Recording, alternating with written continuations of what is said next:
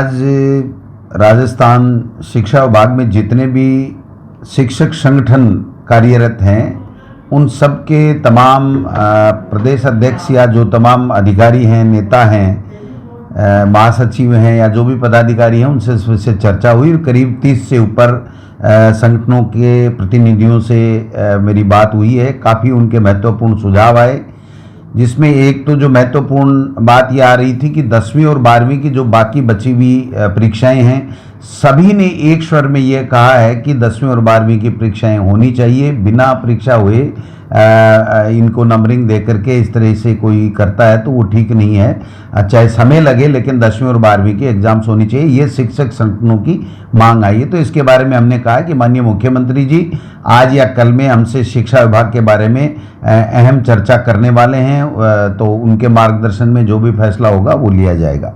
दूसरा, जो शिक्षकों की 17 मई से जो समर वेकेशन हो रहे हैं, ग्रीष्मकालीन छुट्टियां हो रही हैं, उसमें जिन लोगों ने अब तक ड्यूटी कर ली उनको हमने कल फ्री करने का ऑर्डर हमारे निदेशक महोदय ने निकाला था और बाकी के लोगों को हमने लगाने के लिए बात कही थी। तो उसमें कई तरह की जो परेशानियां थी वो उन्होंने बताया। कईयों ने तो कहा कि भाई हम यहाँ से कैसे जाएंगे, सामूहिक बस की कोई व्यवस्था जिले के आधार पे कर दी जाए जिससे बाड़मेर वाले झुंझुनू से या सीकर से ऐसे चले जाएं। तो ये हम लोग सरकार से बात करेंगे कि किस प्रकार से हम सार्वजनिक परिवहन की हम लोग ड्यूटी कैसे उनको इंगेज कर सकते हैं। दूसरा, उनका ये कहना था कि महिलाओं के बारे में सभी ने ये कहा कि महिलाओं को अपवाद स्वरूप ही लगाया जाए, वरना उनको छूट दी जाए। और बाकी विधवा परित्यक्ता के लिए हमने पहले से ही छूट दे रखी है। कुछ जो पति पत्नी दोनों सर्विस में हैं और वो विभिन्न अलग अलग स्थानों पे हैं, तो उनके लिए भी एक बात आई है, उसको भी हम लोग दिखवाएंगे। मैं समझता हूँ बाकी काफ़ी दूध योजना के बारे में भी अधिकतर जो संगठन के प्रतिनिधि हैं उनका ये कहना है कि उसकी जगह कोई सब्स्टिट्यूट दूसरा हो। दूध योजना के बारे में सभी की तरफ से एक बात आ रही है कि इसमें कई विसंगतियां हैं, कई मिलावट की बातें भी आ रही हैं। कईयों ने, एक दो व्यक्तियों ने वेतन की, मॉडल स्कूल के वेतन की बात कही, तो उसको तत्काल हमारे अधिकारियों ने सुलझा दिया है कि ऑर्डर जारी कर दिए गए हैं। जो मॉडल स्कूल हैं उनमें जो वेतन नहीं मिल रहा था वो तुरंत उनको वेतन मिलेगा। कल ये ऑर्डर जारी कर दिए गए हैं। जो एक दो शिक्षक संगठन ने ये भी बात कही है कि प्रशासनिक जो अधिकारी हैं वो उनके साथ उनका कोई सामंजस्य का अभाव है या क्या है, तो हम लोग बात करेंगे। सभी जिला कलेक्टर महोदय से मैं स्वयं बात करूंगा कि किसी तरह के हमारे शिक्षकों को किसी तरह की कोई दिक्कत नहीं हो। अगर कोई शिक्षक आप जो ड्यूटी प्रशासन दे रहा है वो नहीं कर रहा है तो वो हम तक शिकायत करेंगे, तो निश्चित रूप से हम लोग एक्शन लेंगे। लेकिन उनका मान सम्मान जो इस कोरोना वैश्विक महामारी में योद्धा की तरह लड़ रहा है, अपना काम कर रहा है, उसके मान सम्मान में किसी तरह का कोई खिलवाड़ नहीं हो, ये बात पूरी तरीके से देखी जाएगी। बाकी बोर्ड परीक्षाओं को लेकर के भी कल मुख्यमंत्री जी से हम लोग चर्चा करके इसमें उचित निर्णय माननीय मुख्यमंत्री जी लेंगे, मैं समझता हूँ। तो ये सारी चीज़ें जो शिक्षक संगठनों ने अपनी अपनी बातें कही हैं और काफ़ी ऐसी बातें आई हैं जिसको हम लोग अधिकारियों के साथ में चर्चा करके और जल्दी हम लोग निर्णय लेंगे और पुनः समय समय के ऊपर हम लोग इन शिक्षक संगठनों से बात करेंगे।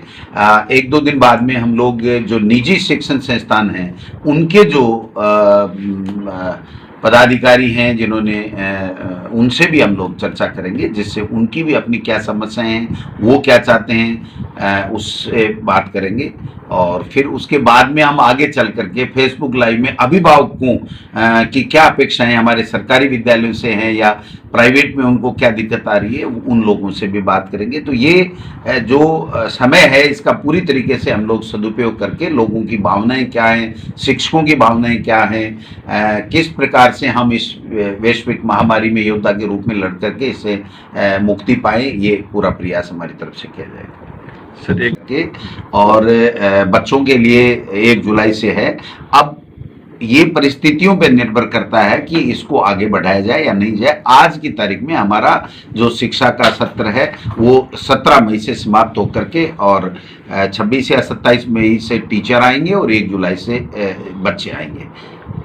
सर दिल्ली सरकार की तरफ से भी जैसे वहाँ हॉलीडे घोषित किया गया है अभी आगामी दिनों के लिए, जून तक की 30 जून तक है, तो क्या राजस्थान में भी अभी बच्चों के लिए हॉलीडे होगा या फिर उसी बच्चों के लिए हॉलीडे ही है 30 जून तक। 30 जून से हॉलीडे? हाँ, 1 जुलाई से पहले किसी बच्चे को नहीं आना है। केवल 10वीं और 12वीं की परीक्षा को लेकर के जो भी निर्णय होगा तो वो निर्णय पेंडिंग है, बाकी सब बच्चों के लिए अवकाश देती है। तो अगर हमारे गरीबों के बच्चों को अगर मिड डे मील देने के लिए छुट्टियों में भी, समर वेकेशन में भी अगर केंद्र सरकार राजी हो गई तो हम हमारे स्टेट के बच्चों का हक क्यों छोड़ें। और इसको बांटने की जो प्रक्रिया होगी वो सूखा हम राशन देंगे, अब उसको किस तरीके से करेंगे, लेकिन हम ये चाहते हैं कि इसमें ज्यादा टीचर्स को हम इन्वॉल्व नहीं करेंगे, क्योंकि आकर के बना करके तैयार करके बच्चों को स्कूल में बुला के खाना तो संभव नहीं है।